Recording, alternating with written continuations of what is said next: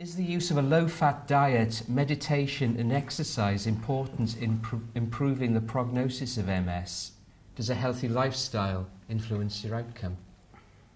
Well, it's not going to do you any harm, is it? Because if you go on a low-fat diet, you know that with meditation,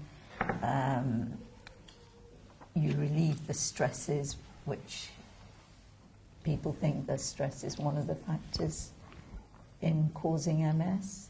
Am I right? Well, no, there is some. I'm not sure about causing MS, but there is some data suggesting that stressful environments may trigger relapses. Yeah. It's a small increased risk, but that's I think that's right. I think that's what's seen. And exercise. Now, I know that there was exercises are good for everyone, and the higher the level that your body, as far as exercise is concerned, with MS patients, then if you have your relapses, and even though you fall, you're falling from a higher level to a slightly lower level, and therefore the use...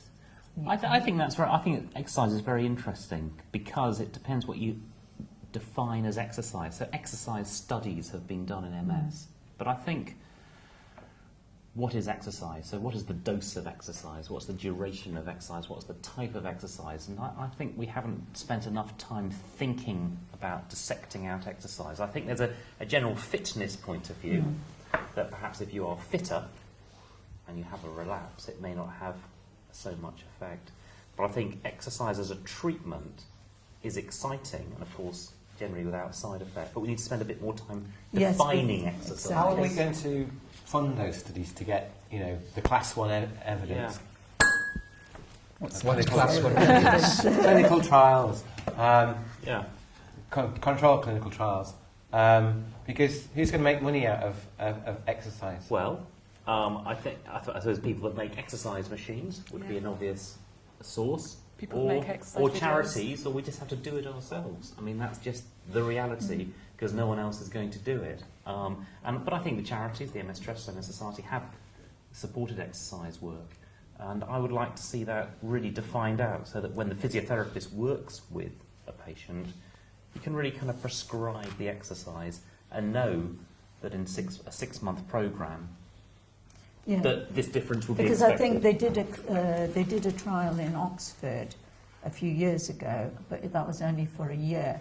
But I think that should have been followed up for a longer period, because with exercise you can exercise for a year, and it's like going to the gym at the beginning of January, and then suddenly things peter off, and then suddenly comes summertime and you're going on holiday, you want to start exercising again.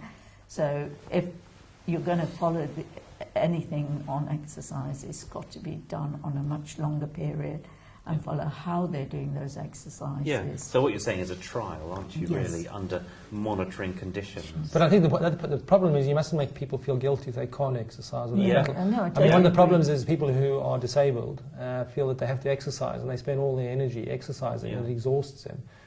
But sometimes, even if you're wheelchair bound, exercise in the arms. I mean, they're very useful devices, and I've seen this in some of my patients who strengthen up their grip and their arms by using these rollerboards. A lot of the gyms actually do programs for the elderly who cannot exercise a great deal.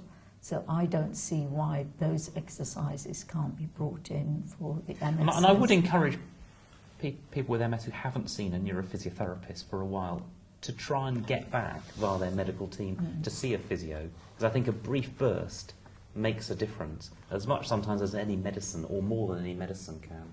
So I think it's really part of the jigsaw.